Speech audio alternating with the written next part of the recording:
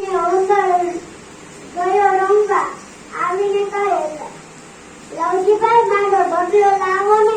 લવજીભાઈ તો કહે, મારા પાસે રોટલો નથી, હું તો ખાઈ ગયો. લવજીભાઈને કહે, લાવો મારો રોટલો.